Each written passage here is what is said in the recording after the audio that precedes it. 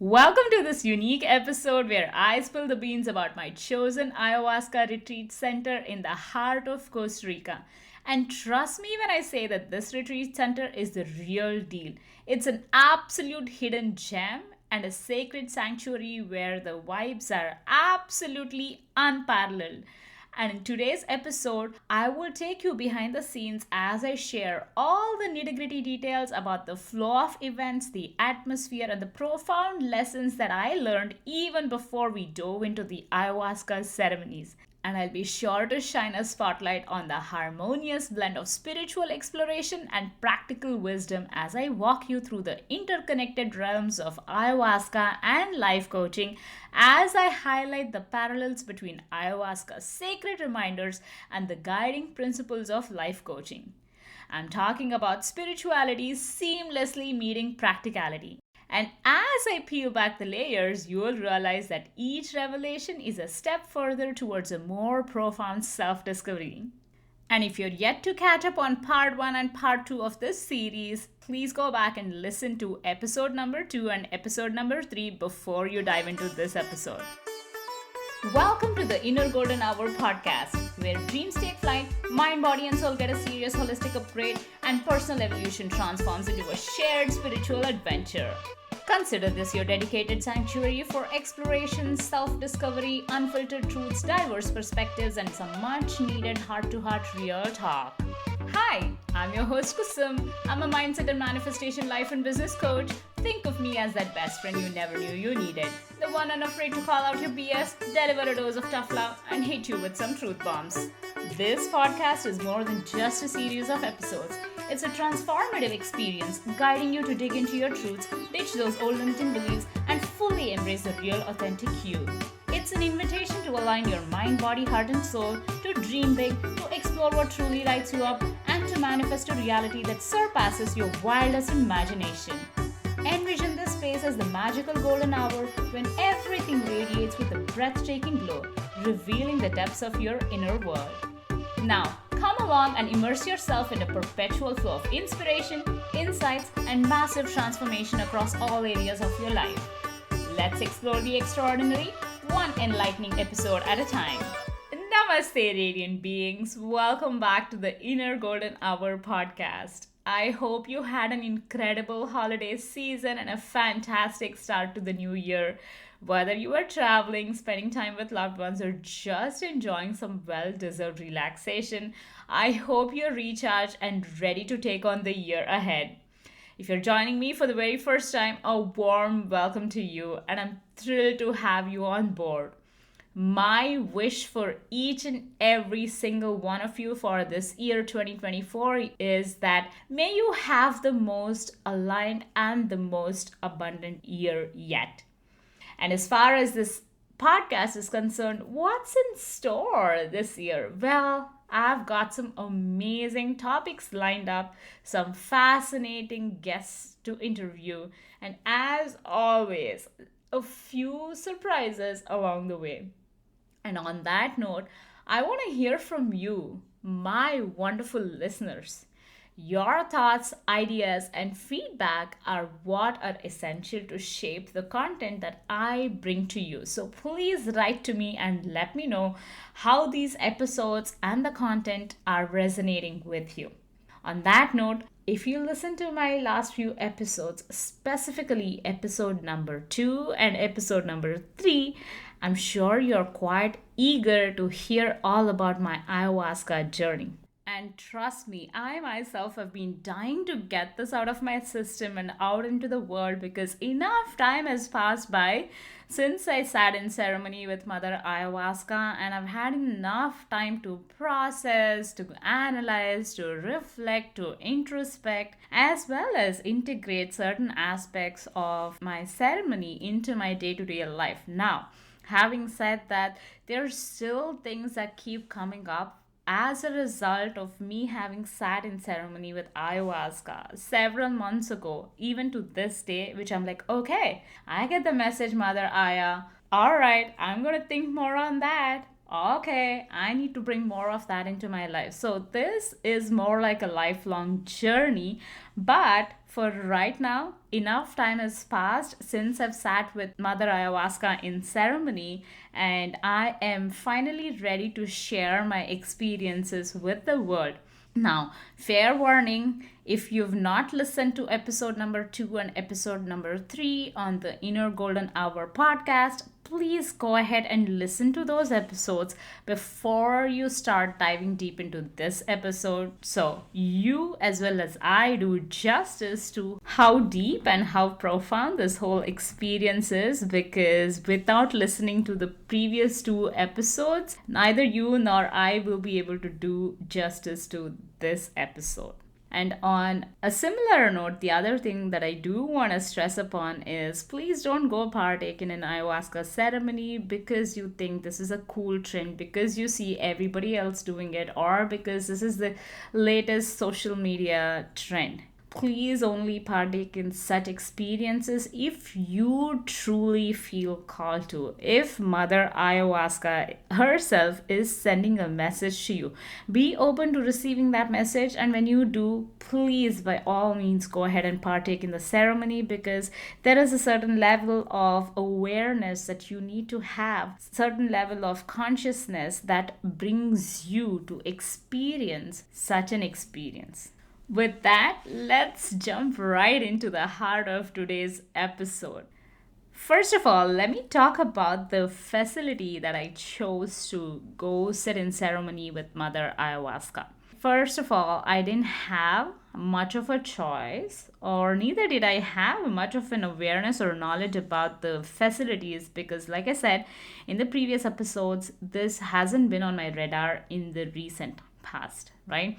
So I had limited choices to choose from, and sometimes I feel like that's a great thing, because the universe brings you exactly one opportunity, one option before your eyes, and it's up to you to say yes or no to that without getting too deep into the research of it, to say that, hey, should I choose option A or option B or option C or option D, right? There's just one option. It's a hell yes or a heck no. What are you going to do?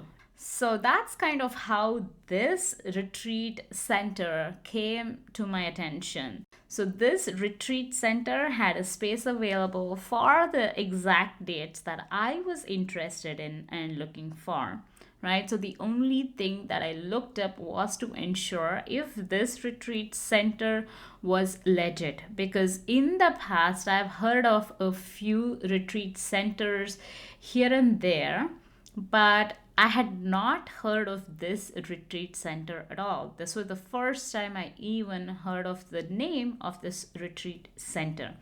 So I did a little bit of research, maybe 10 minutes worth of research, to ensure that this was a legit retreat center.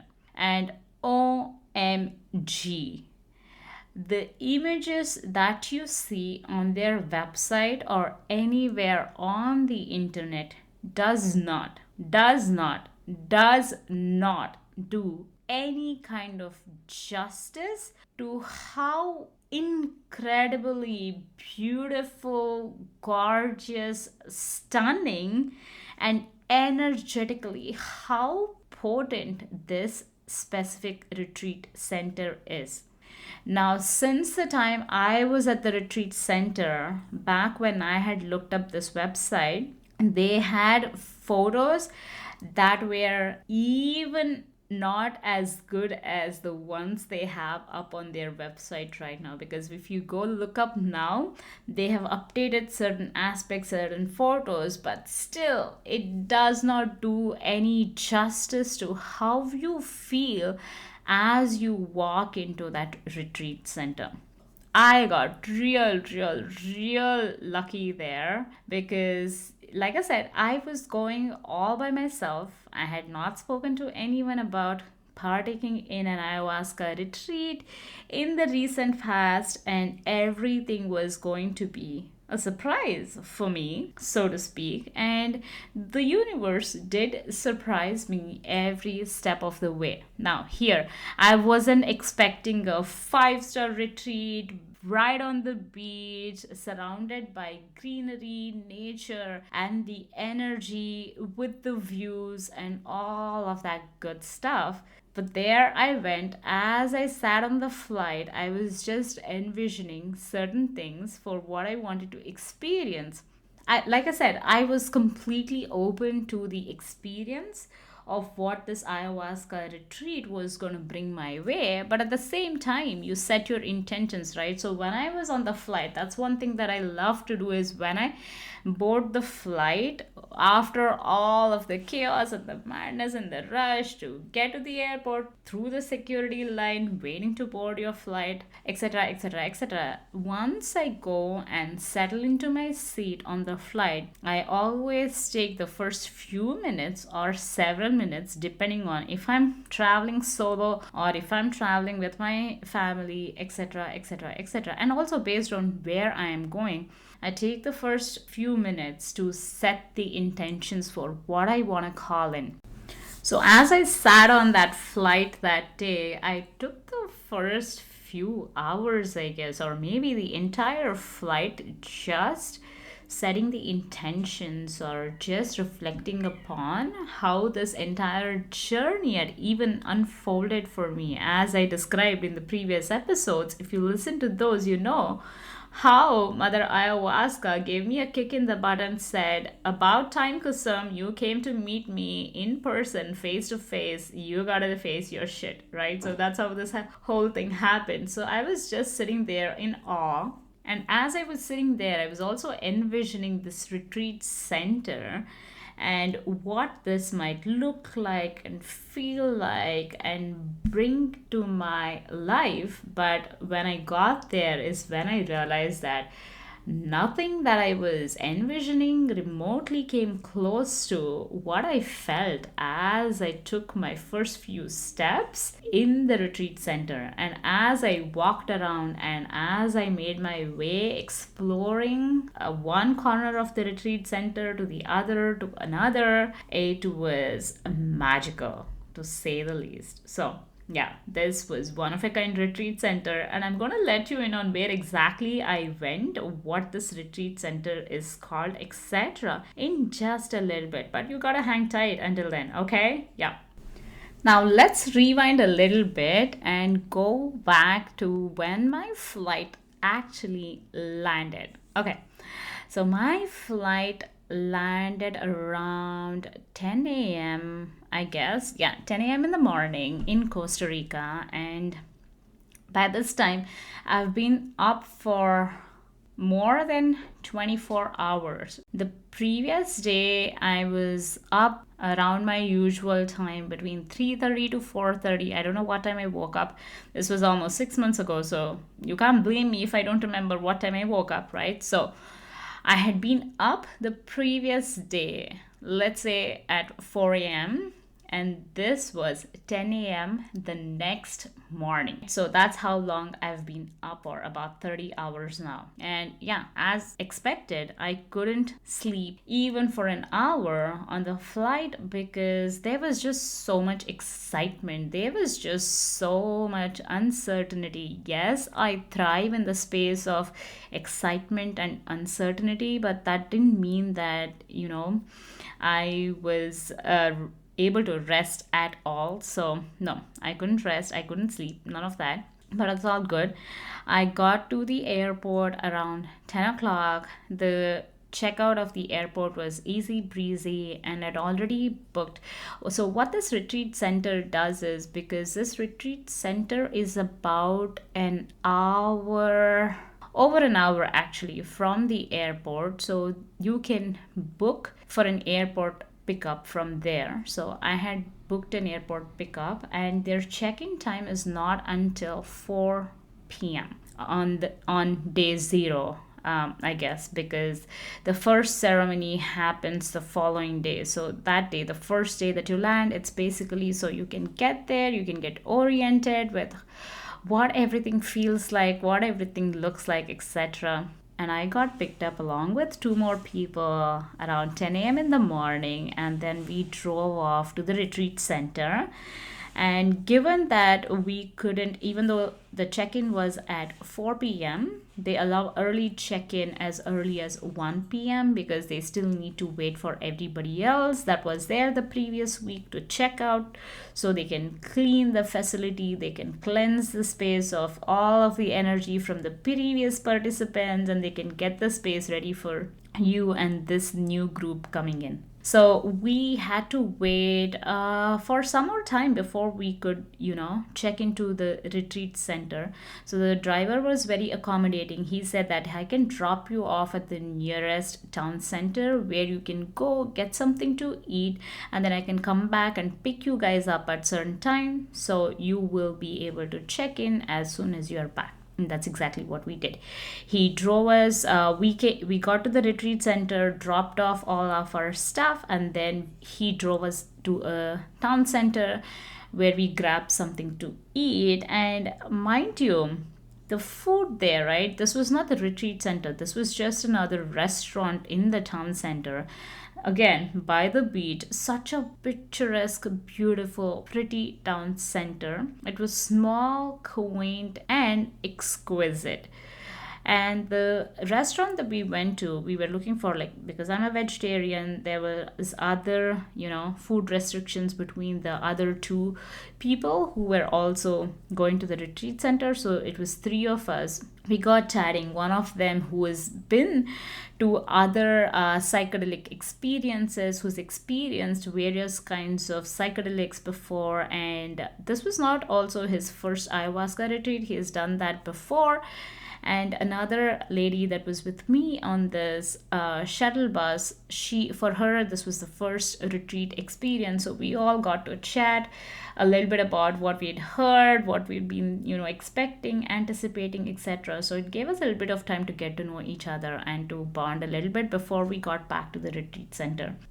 Oh, yeah. So, what I wanted to highlight there is the quality of food in any other country other than in the US. When you go there, even in the most basic restaurant, the quality of food hits you differently, which directly right away gives you a hint that how quality wise the quality of food that we get here in the US, the produce, the food, everything related to food is probably of the lowest quality across the world. Though I have traveled to several different countries, I can say this much: the quality of food everywhere else in the world that I've been to is so much better than the quality of food that we get here in the US. Okay, that's just my little rant, because I don't know why everybody has to look up to this country as being the best at everything, where the most basic thing that we put in our body is the most contaminated thing ever. And this country prides itself in being the best country out there in the world. Okay, whatever. I went off on a tangent there, but that's my biggest gripe, because I am raising my kids here in this country and this is the food that they're consuming, and that directly or indirectly impacts their, not just the now, but also their future and the longevity and all of those things. And that really bothers me on a different level. Anyway, that's a topic for another day, another discussion, another podcast episode perhaps. For right now, let's get back to the episode at hand. Alright, so we filled up our tummies and then we were walking around in the town square, exploring a little bit of, the stores there. There was a beach right there, so we went by the beach, and there was also an outdoor gymnastics kind of a place. I don't know how exactly to describe that, but they had so many interesting equipments and things and whatnot. And if you know me, I am a quotes girl through and through, so that caught my attention. That was really beautiful to see or to read as we were walking around. Everything was so pretty around there, and soon enough it was time for us to get picked up, and we drove back to the retreat center. And as I was checking into my hotel room, I realized that the room number that I was assigned is one of my lucky numbers. I have two numbers that I go off of. It's either this or that, and it was one of those lucky numbers. Now, I'm not gonna say out loud the number because a lot of the things in my life are associated with these numbers. So that's personal for me, so I'm going to keep that to myself. But just to see the synchronicity in the room that was assigned to me was beautiful. I thrive on these little signs. It gives me a high, so to speak. So it was a cool confirmation from the universe, if you will. So I went in, I dropped off my luggage, I freshened up because, oh my God, for me, the first thing that I need to do, regardless of where I go or what I do, is like I need to bathe and cleanse myself, take a shower. And especially after being on the flight for so long, the first thing that I want to do is like go take a shower, freshen up, and also my room, the windows from my room were overlooking. They had the best view of the beach, the shore, the greenery, everything.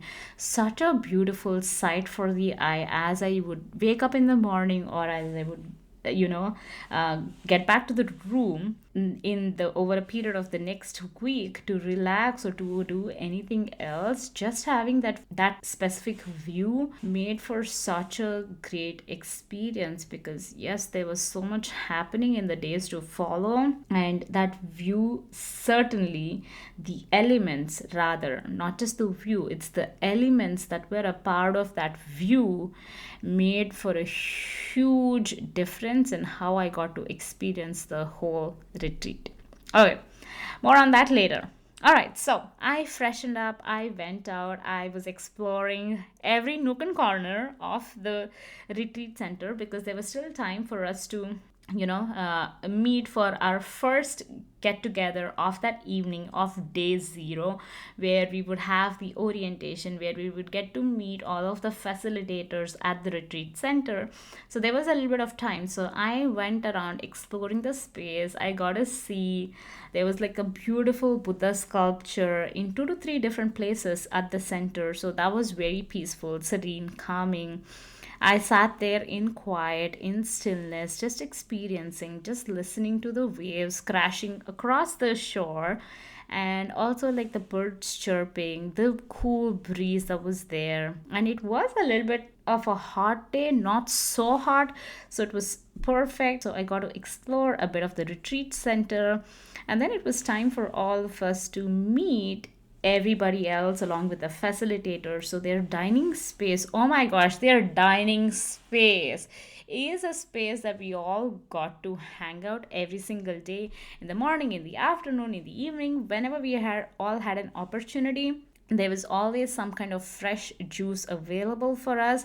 And especially the most important aspect of this whole experience is also centered around what you put in your body. So they place so much importance on the food that you get to eat for breakfast, lunch, and dinner on the days that you're allowed to have dinner. And otherwise there's always like tea available, and also some kind of fresh juice. And I also got to experience different kinds of fruits that I was tasting for the very first time. Everything there, like I said, the quality of food was top notch.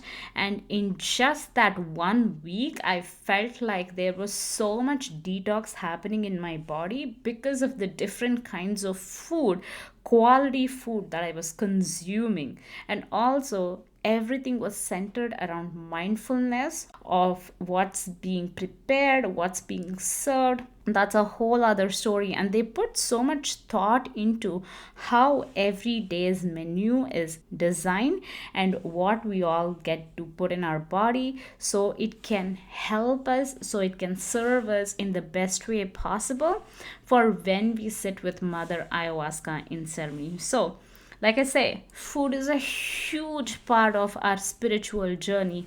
People don't really pay attention to what they put in their mind, body, and soul, but food makes for a huge difference in how we get to experience the spiritual experiences, the spiritual journey, or the spiritual awakening, even in terms of how we raise our vibration. Like food is energy, and the food that we put in our body contributes to the frequency at which we each vibrate. So that was a huge part of this, and that was so beautiful to also experience. And here comes the most exciting part of day zero. We were all so eager to meet each other, get to know each other, find out where they are from, and hear more about their previous psychedelic experiences, if any. And the orientation was to begin in the dining hall at 4:30 in the evening.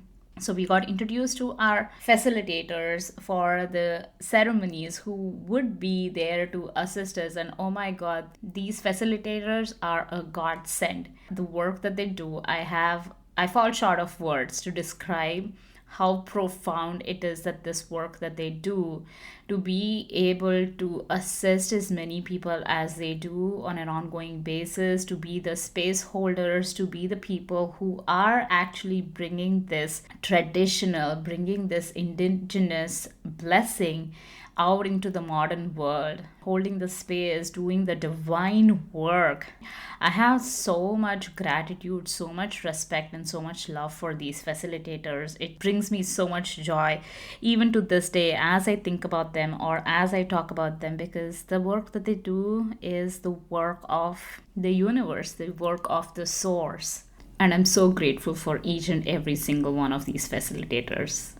Whew. Okay, here's where everything begins to expand.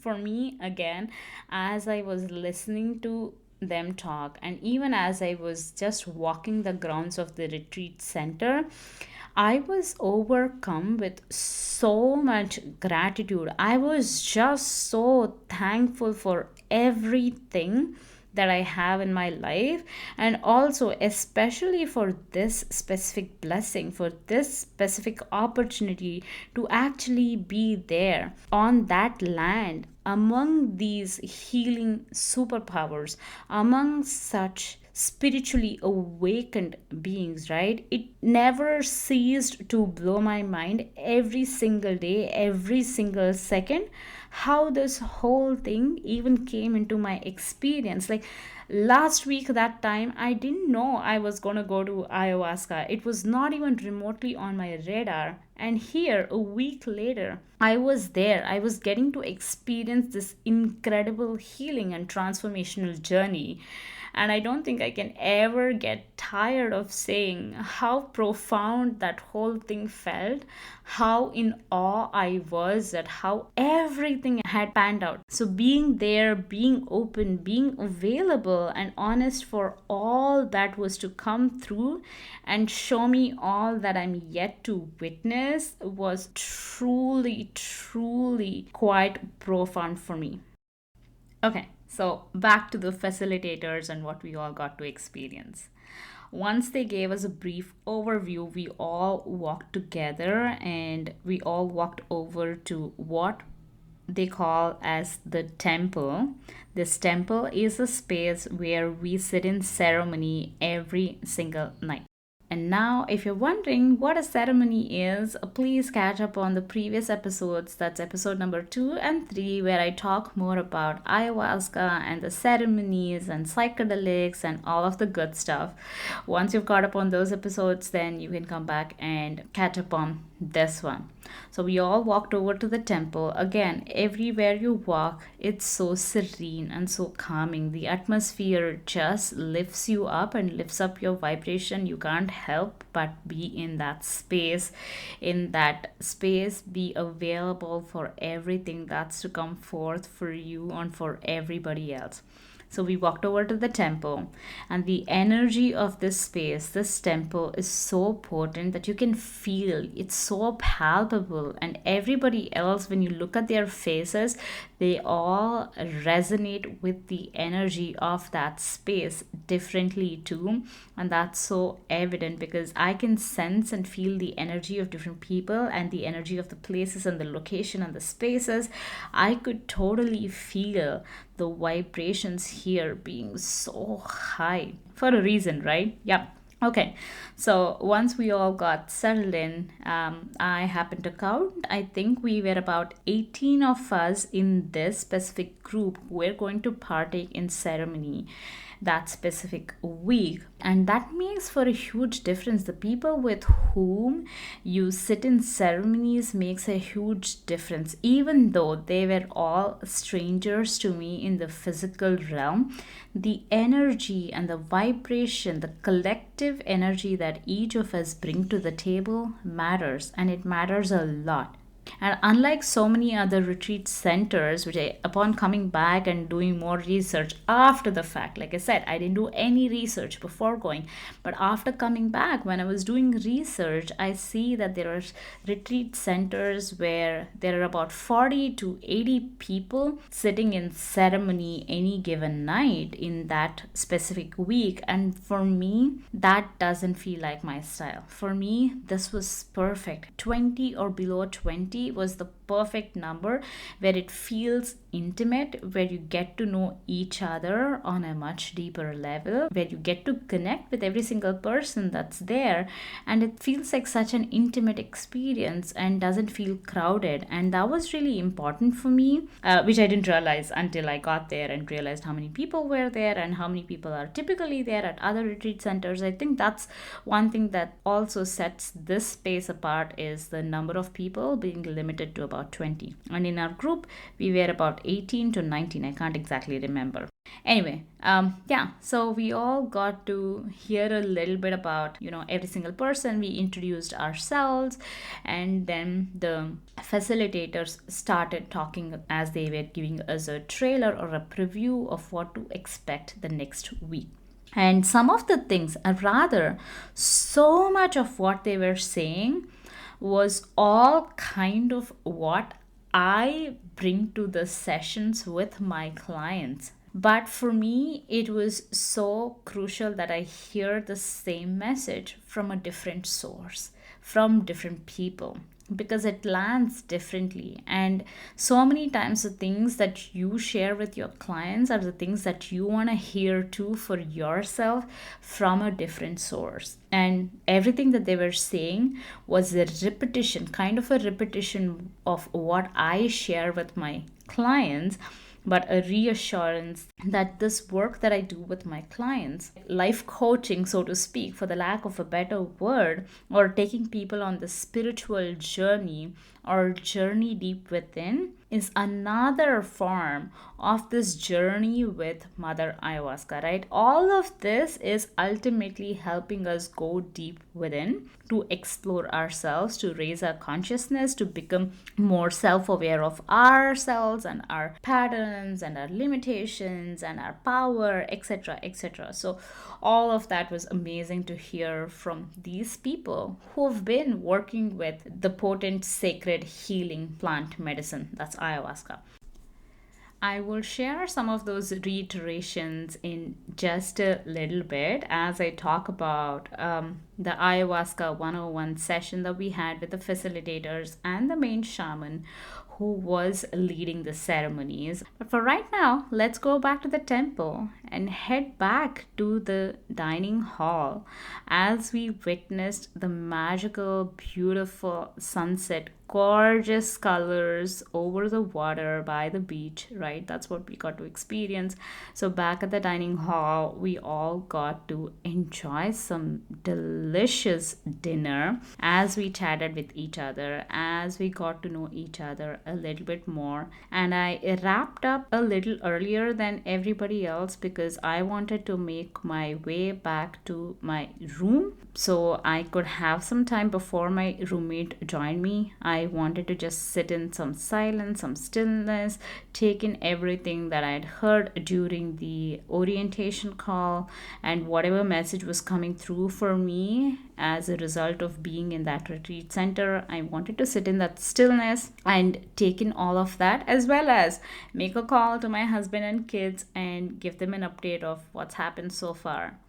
On another note, I'd also told my husband that I will barely be using my cell phone when I am there, so I will not be calling them every single day. He, as well as my kids, are very understanding, where when I'm away, if I want time to myself, if I'm not in a space, in the sense, not in a physical space, but mentally, I want to have that space for myself where I'm not even talking to them on a daily basis. They're completely okay. So during that whole period of 7 days of me being at the retreat center, I guess I spoke to them maybe 2 or 3 times at most, and that's that.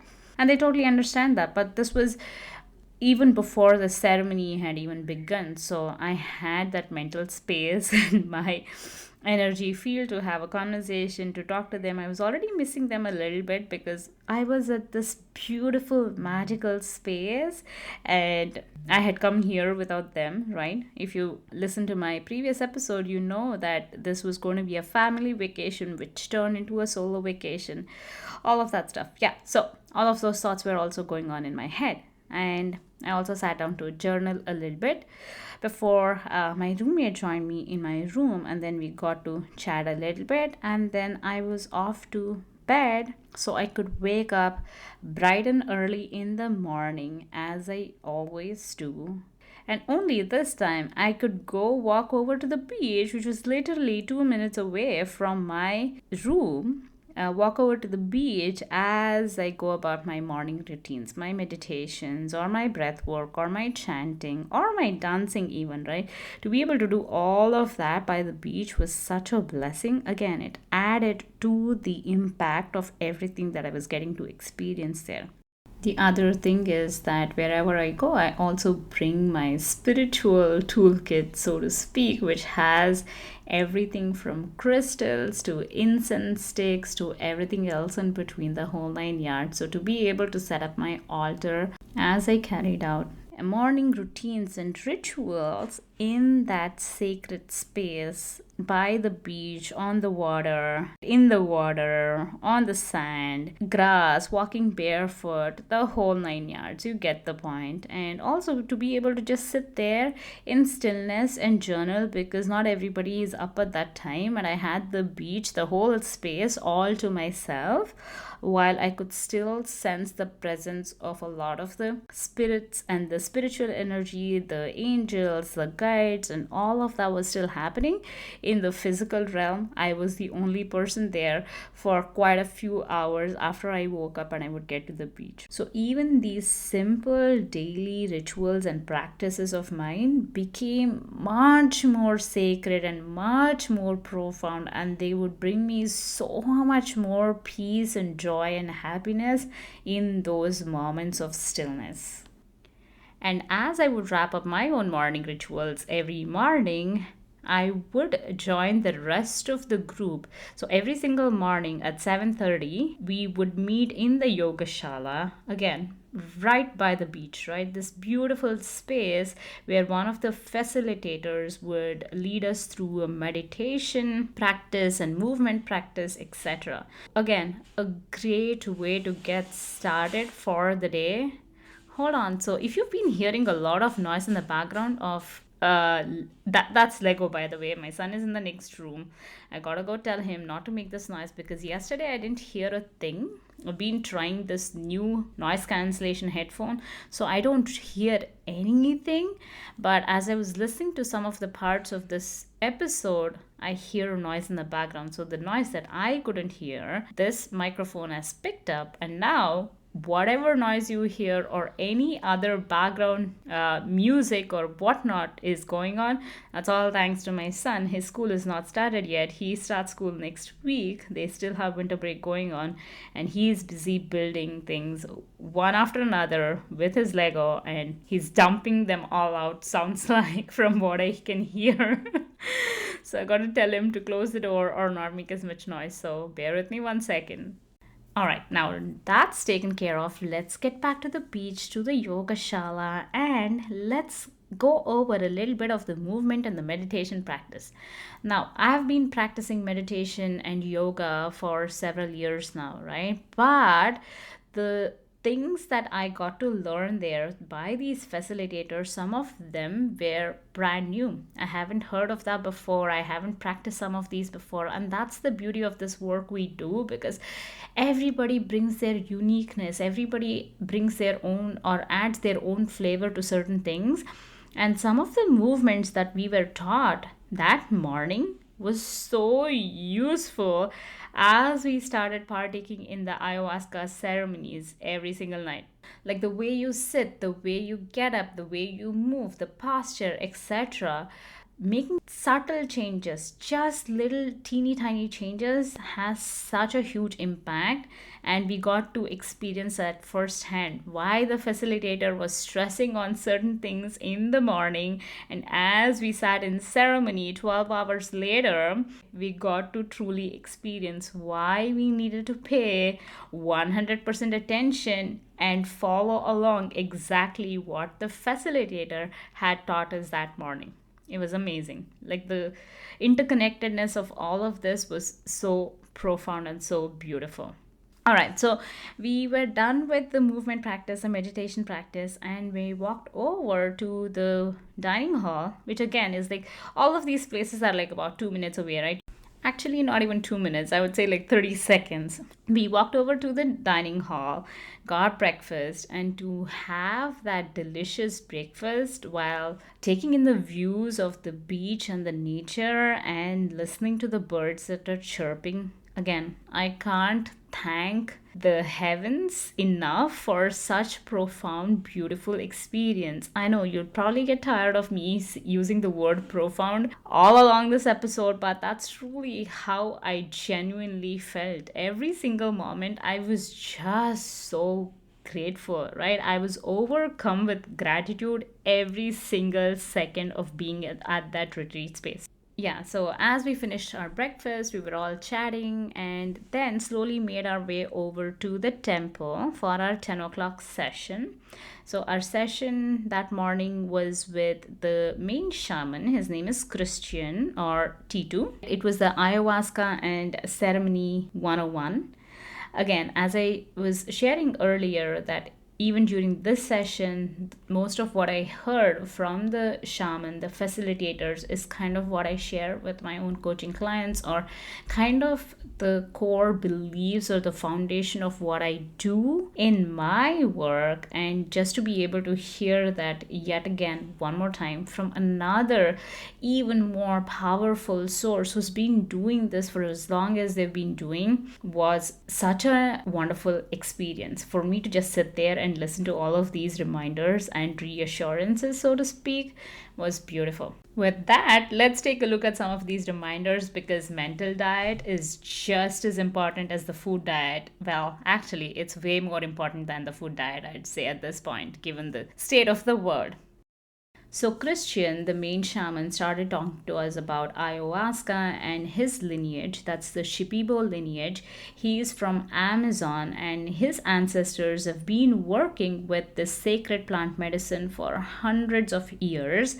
And he also shared with us a little bit about his journey with the plant medicine, how he has tried to work with the plant medicine, and what his journey has been like to bring this medicine out into the modern world and share it with all of us. And that was really touching, because the work that they do is not easy. It's not easy to bring this ancient wisdom into the hands of modern people who are all about technology and who don't know how to make the best use of the ancient wisdom that we have available to all of us, right? So that in and of itself is a huge challenge that they have to work with constantly to make sure that the sacredness of the plant is preserved, while also it helps people get the healing that they so desire and deserve. And just to hear about the shaman, his journey, and his ancestors' journey is so touching. Like the way they have to fight to preserve the sacredness of this ancient wisdom and the sacredness of this plant. and to be able to still bring it to the world which is filled with skeptics and skepticism and questioning every single day the truth, the effectiveness, the sacredness of this plant, right? So again, like I said, it was very touching and very moving to hear from him how the ceremonies have evolved, etc. And the other thing that he mentioned was that the medicine, the ayahuasca medicine, will meet you where you are, which is exactly what I tell my clients, that as a coach, I meet you where you are. It doesn't matter to me if you're just getting started on this personal growth, self discovery journey, or if you've been doing this for years and now you feel like it's time for you to up level.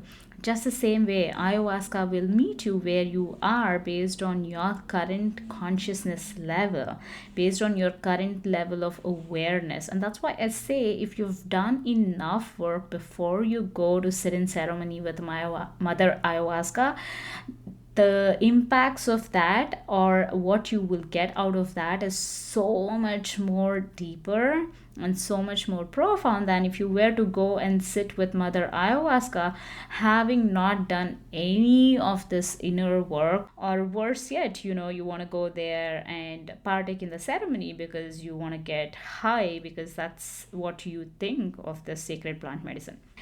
And the other thing that they talk about is the three pillars, right? The three pillars of the ayahuasca or the sacred ceremonies is that, one, as I've been saying, the ancient wisdom aspect of it, right? And then it's the embodiment.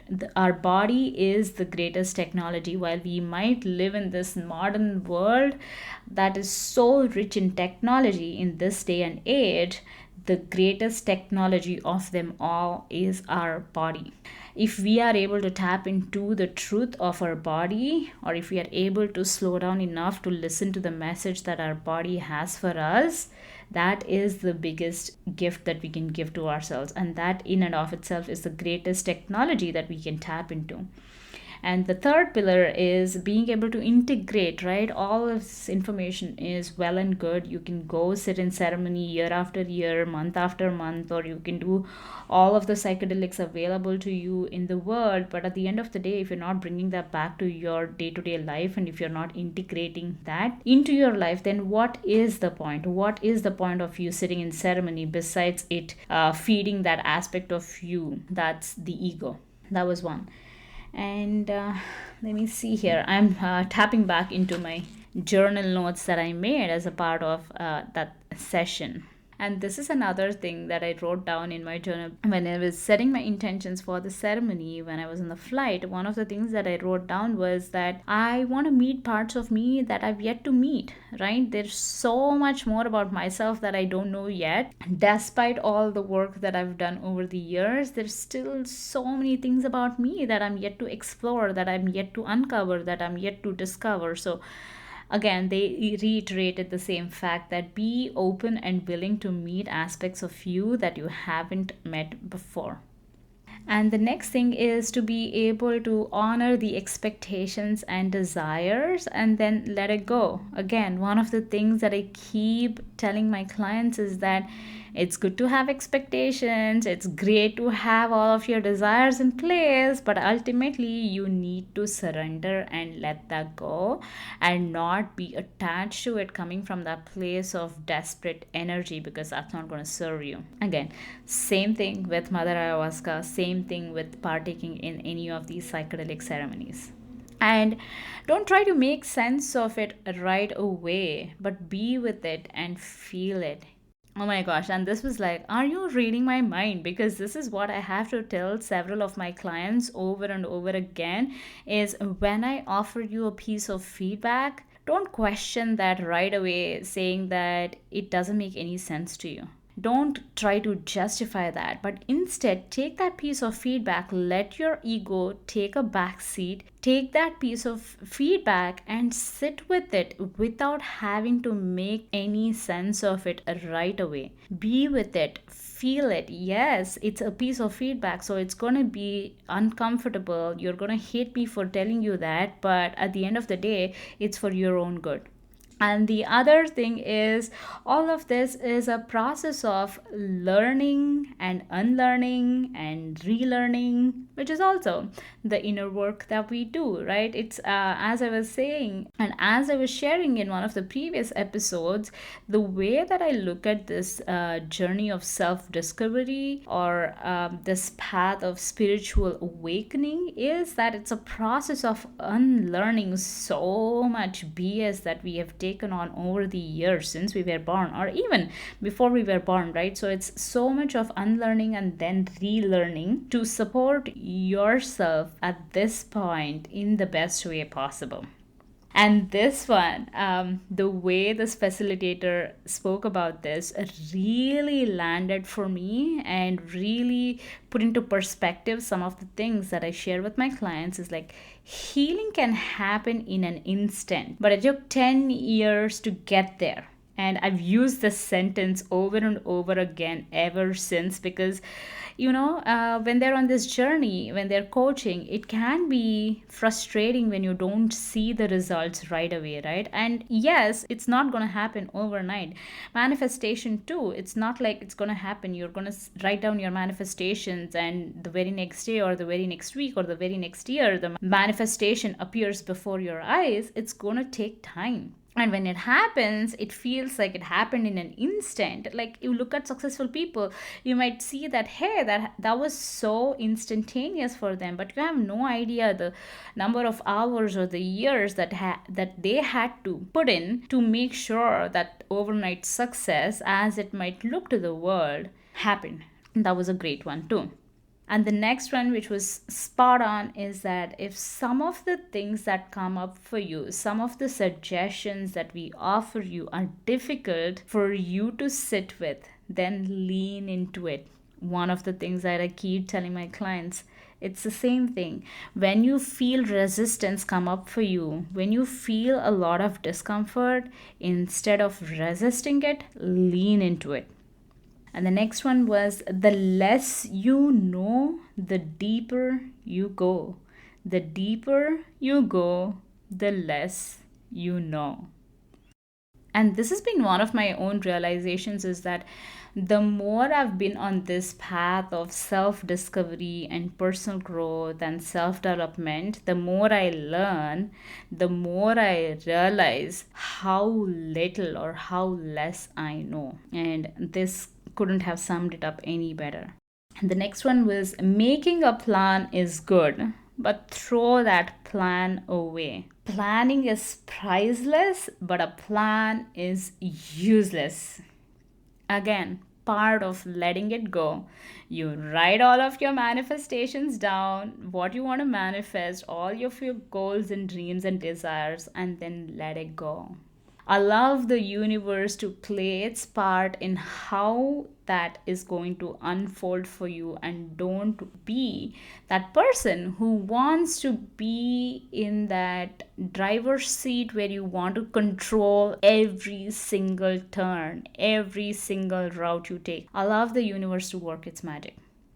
And the ayahuasca medicine is a mirror that will reflect back the resistance and the non-resistance that you have within you, right? I say the same thing again. As a coach, I hold the mirror to who you are as a person. I show to you your strengths, I show to you your weaknesses, I show to you the gaps, I show to you where you need to do the most amount of work. And ayahuasca does the same, right? It's holding a mirror to reflect back to you what you are most resistant to and what you are most non-resistant to. And all of this, whether it is life coaching or working with Mother Ayahuasca or with any other psychedelic, all of this is scary and it's uncomfortable. But you need to be able to say, yes, it's scary, yes, it's uncomfortable, but I am willing. So to be able to look within and say, where am I creating that dam in the river and obstructing the flow? Don't control the process, but be patient with the process, right? Trust the process, believe you me, trust the process, and just take that first step is what I constantly keep reminding my clients as well. And Ultimately, this is a relationship. You're not just going to leave or abandon the process. And this was such a great reminder as I heard the facilitator talk about this, is that this is a relationship. You can't just leave because things got hard, or you can't just abandon the process. Because in my own experience as being a coach and working with clients, I see when the clients will get the most triggered and abandon the whole process because they cannot take this anymore. Because if they were to face those triggers, their ego is going to be lit on fire, right? And they can't have that.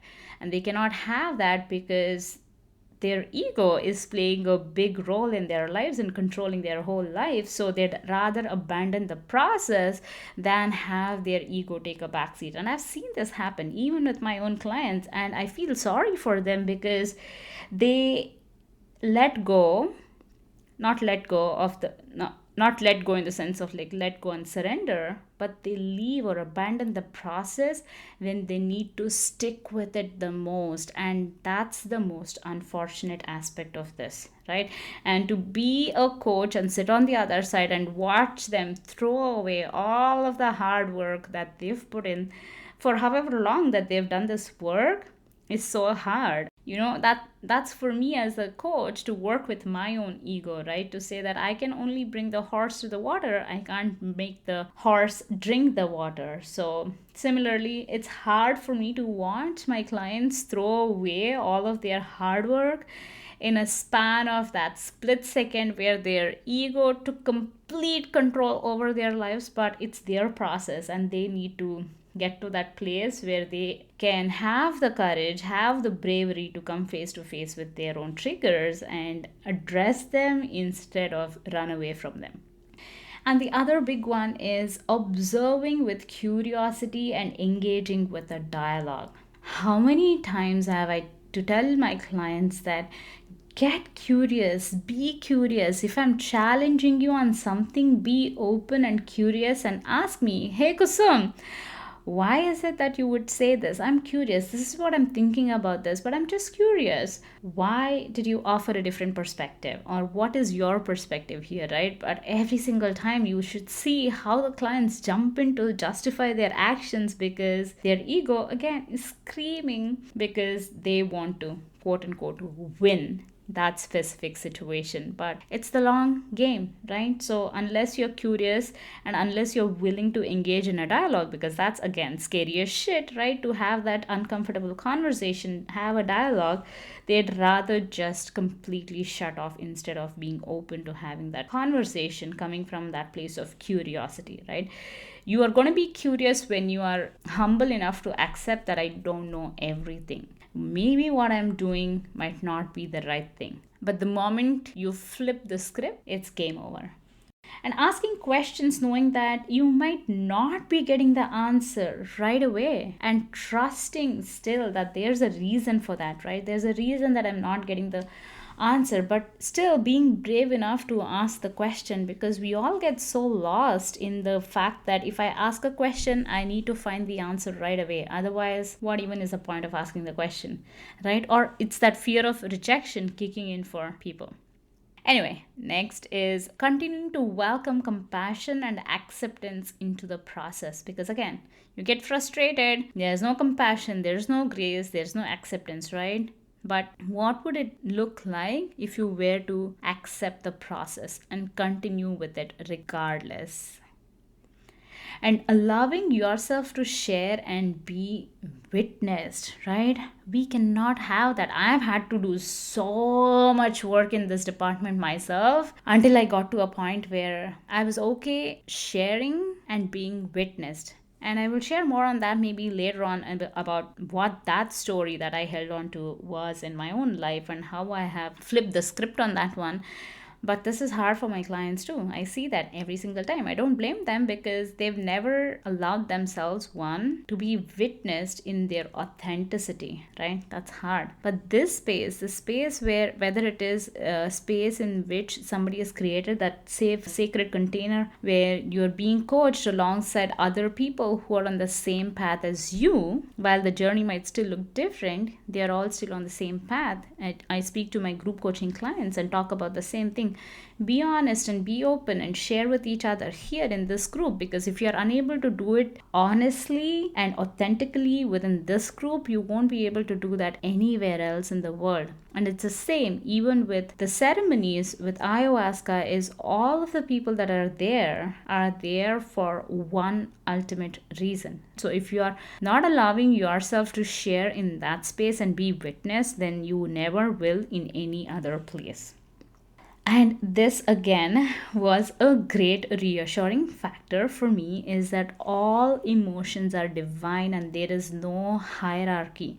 One thing that I tell my clients all the time is allow yourself to feel all the feelings, whether it is the joy, the happiness, the anger, the frustration, or whatever else it is. Allow yourself to feel all the emotions and feel all the feelings, because we've made anger or frustration to be such a bad quality in a person. But they're all there, they're all just emotions, they're all just feelings. At the end of the day, they're all bringing a lesson for us. But if you're not willing to acknowledge the feeling or the emotion that's coming up for us, because we got told as we were growing up that this emotion is bad, this emotion is good, etc., etc., etc., then you're never going to acknowledge your true emotions and feelings, and you're never going to address why you even had those emotions and feelings in the first place, which means you're going to hold on to those feelings and emotions in your energy field, in your energetic body, in your body, right? Our body keeps score,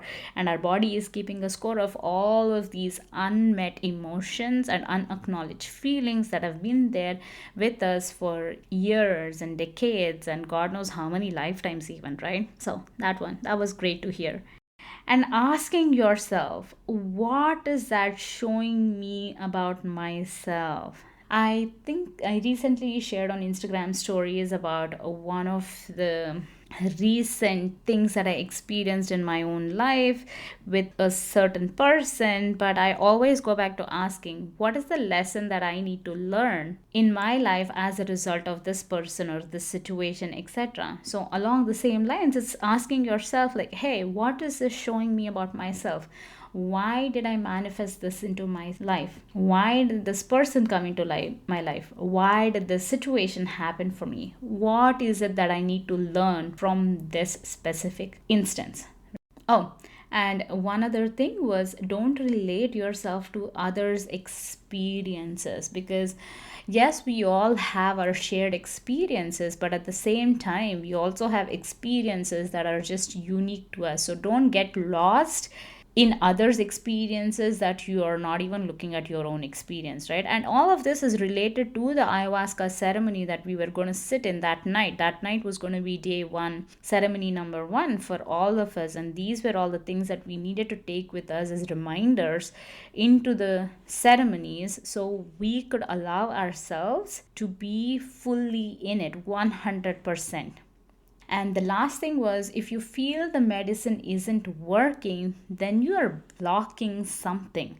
I say the same thing to my clients again.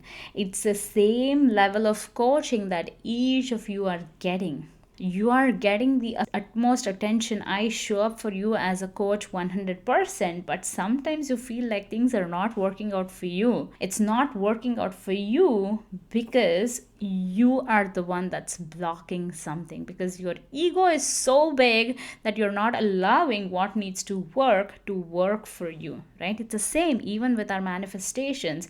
Again, this is another misconception I see in the world of manifestation, is like, hey, I'm doing all of these things that all the manifestation experts are saying, but I'm unable to manifest what I want to manifest. Do you know why that is happening? Because you are the one who's actually blocking that manifestation from happening.